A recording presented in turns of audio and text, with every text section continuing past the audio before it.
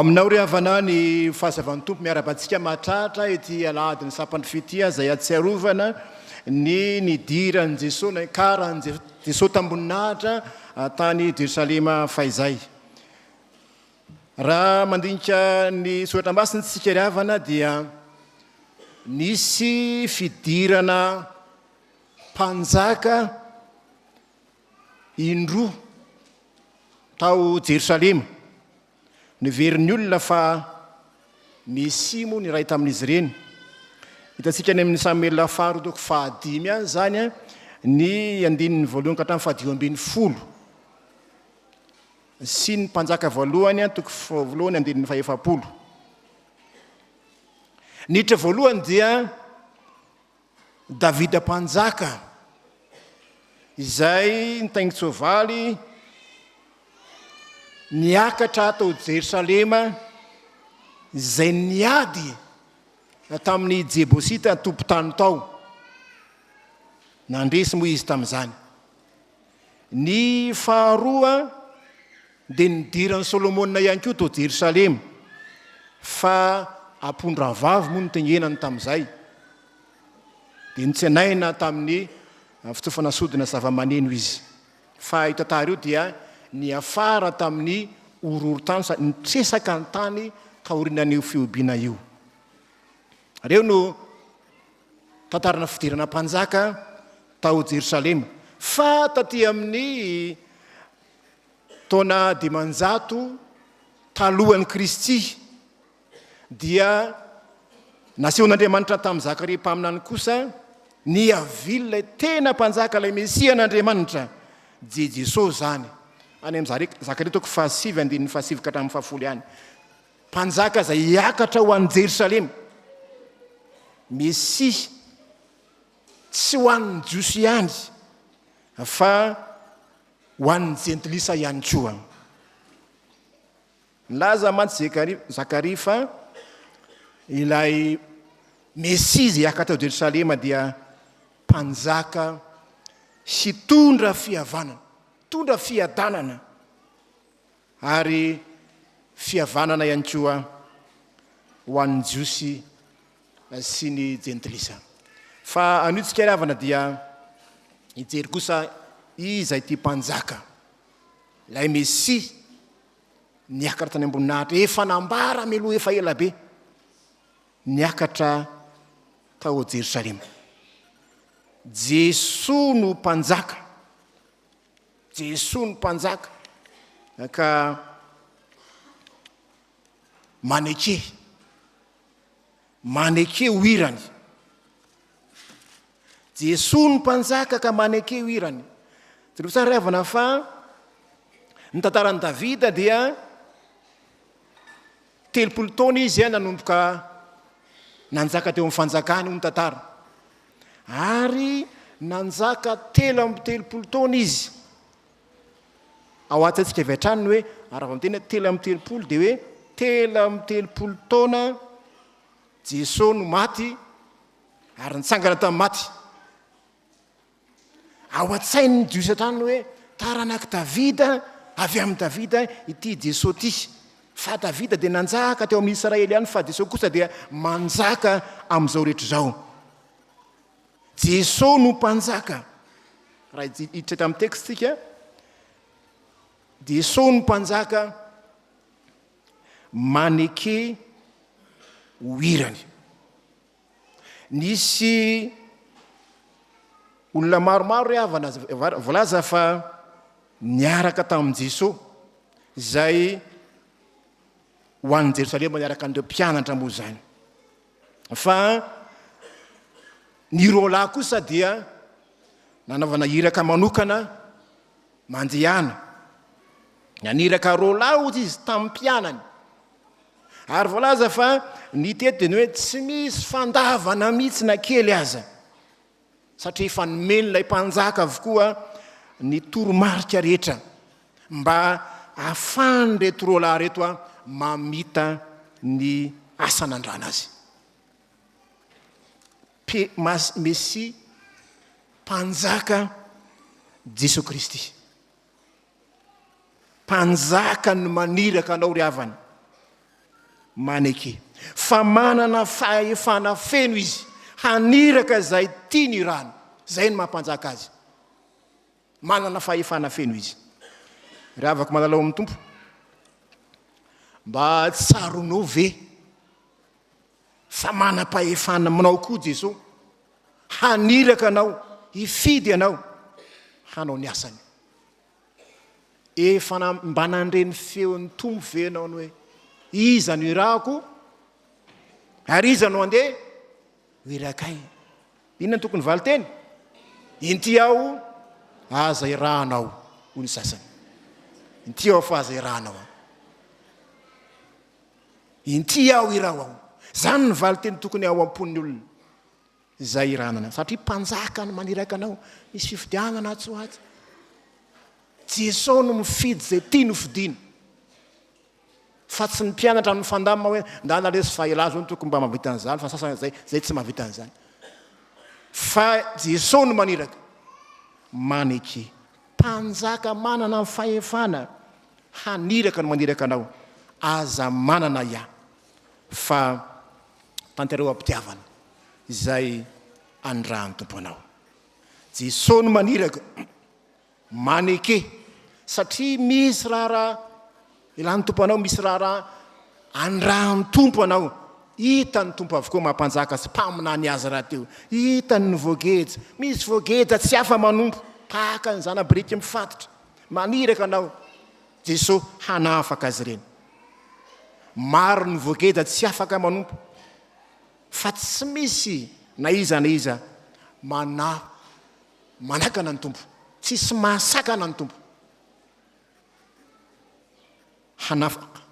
hanafaka ireny voageja ireny fa enao no irahana maneky fa ny faharoa avana Jesosy Kristy ny mpanjaka manana fahefana amin'ny zavatra rehetra izy fa sy nianina manokana eto ny hoe manana fahefana amin'izay tiany alaina izy rehefa amin'ny tany miady ohatra dia alaina ny sekoly na hatramin'ny fiara rekizitione moa filaza azy rehefa ny mpanjaka fanjakana amin'ny ilainy ty tsisy afaka mandany zany fa sara maneho mahampanjaka azy koa zany hoe tena manana fahefana amin'ny zavatra rehetra izy na iza izy vo vakina teny hoe an Jehovah ny tany sy zay rehetra eo aminy enao koa dia azy manana fahefana aminao izy manam-pahefana jereo tsara fa zana-boriky misy tompony fahentsika foana moa zany zana-boriky misy tompony zana-boriky manatompo no asain'ny tompo vahana sanatria mpandroby izy na makakiriny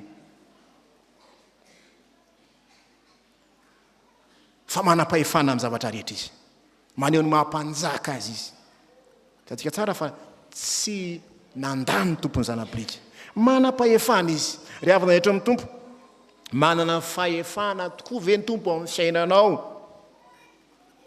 mpanjaka izy manam-pahefana amin'ny fiainanao ve izy tsapanao ve zany haka zay tia ny alaina aminao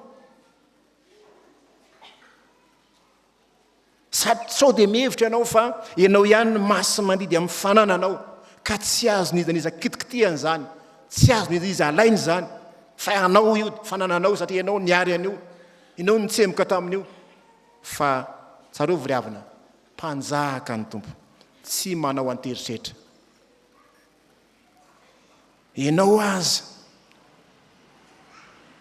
dia ny tompo koa manam-pahefana aminao koa ny tompo zay rehetra anananao dia manam-pahefana amin'izany ny tompo maka zay tia ny alaina an'ny tompo zany misy iratsika izay iray FFPM manao hoe ino tompo fa omeko ho anao ny tenako ka tsy misy zay tsy foko zay rehetra tena mba ienana ve zany ndry havana sa ira manetsika alahelo dia meny tompo any zao ameko anao ny fiainako tena iainantsika ve zany tsy misy zay tsy foko zany hoe omeko amin'ny tompo avokoa zay rehetra ilainy zay rehetra tiany zany ny tena mbara amin'izany iainantsika ve zany tsaronao ve fa manam-pahefana amin'ny tenanao sy mifanana anao ny tompo ary vonona venao hanao tahaka nyreto tompony zana-boriky hanaiky mora satria Andriamanitra Kristy manam-pahefana no makazy. Mpanjaka izy ry havana, mpanjaka izy, mahafoy izao azy. Fanao ny hoe rehefa manoritra zavatra amin'ny gouvernoura dia mena zavatra tsara izy. Sanatria akory friariana ny fanolorana zavatra ho an'ny tompo, fa tena marika ny famedim-boninahitra an'Andriamanitra zany, fisaorana azy zany, fakasitrahana azy zany. Mpanjaka izy, mahafoy izao azy, mila mahafoy tena. Fa ny farany ry havana, Jesoa Kristy ny mpanjaka, mendrika omem-boninahitra izy, mendrika omem-boninahitra izy. Ampiasainy eto mba ho tengenan'i Jesoa lay zana-boriky, mbola tsy nitaingenan'olona volazy io, mbola tsy nasiana zoka, ary izy mihitsy naniraka sy napaka-azy eo aminy. Io zana-boriky io nitondra azy ho an'ny Jerosalema iseho mahampanjaka azy izy. Tsy mba soavaly tahaka nitany andron'i Davida, fa zana-boriky no fitenin'i Jesoa Kristy. Satria mpanjaka hitondra fiadanana izy, fa tsy tratrevatreva hanao didiny besandry, tahaka ny mpanjaka zay hambabo ny mponinao amin'ny toerana anankiray zay resiny. Nanome ny zana-boriky ny tompony zana-boriky. Volazy eo hoe namelatra ny lambany teny amin'ny lalana ny olona, ny vahoaka. Namelatra ranomarina dia hoe tahaka ny mpanjaka anankiray zay amelarana tapiroza. Ny manteau teny aminy, ny akanjo lamba, ny sapa-kazo, sapany fio isika, reny dia napetraka teny. Fanomezam-boninahitra zany, fanekeny zany, fampanjaka io. Fa raha tsy ekeny ho mpanjaka io tsy afaka nanao an'izany ianao. Fa sanatria ry havana, tena sarobidy zany hoe ny lambanao asaina ho tsahan'ny tompo. Raha tsy olona resy lahatra ianao, tsy vitanao zany. Fa rehefa resy lahatra ianao, ny fanananao rehetra, ny lamba dia lamba sarobidy zany ry havana. Raha ny lamba zany aza ho an'ny olona zay hoe raha manao antoka ianao ka maka ny lambany dia avy reny reny efa arivany any, satria reny no hitafiny raha alina izy. Zany lamba zany dia tsy azonao alaina fotsiny zany vao naantoka, fa tsy maintsy averinao zany, sainan'ny olona zany, marika maizy azy zany. Fa nataony zany, nataon'ny olona zany, satria be voninahitra ilay mpanjaka, dia mendrika amem-boninahitra izy. Avana endro amin'ny tompo, afaka mampiasa dia tiana ampiasaina izy. Matoy izy maky zany aminao, dia misy raha ilan'ny tompo azy. Anomezy voninahitra an'Andriamanitra ny fiainanao, ombanao rehetra. Maiza manome voninahitra an'Andriamanitra, fa anisan'ny andro mpifaliana ry havana zany andro atao hoe sapandrofy zany, fifaliana, satria tonga ny mpanjaka manome voninahitra azy. Sangendrisy mo fady sy mpanantenana no azony sasany taorinan'ity fitsanana makotrokotroka ity. Avaozy ny fanorentenana ho an'ny tompo ry havana malala, ome voninahitra ny tomponao, fa mendrika zany izy, me voninahitra izy. Fa tsy zany ihany, fa tena Andriamanitra azonao hitarainana koa, satria milahatra tsara ny hoe hosana isaorana ny hosana dia hoe vonjeo hoe azo mpanjaka azo no hitarainana izy, membonahitra azo hitarainana, azo ilana vonjitra io izy amin'ny fotoana rehetra. Fa mpanjaka tahaka zany io mpanjaka antsika io, Jesoa Kristy. Raha fitinina ry havana dia zao ry havana, ny mpanjaka antsika Jesoa Kristy mpanjaka dia tokony hanaiky ho hirantsika, manam-pahefana amin'ny fiainantsika izy, ary mendrika omem-boninahitra izy. Andriamanitra ny voninahitra ho aminao ny fiadanany. Amen.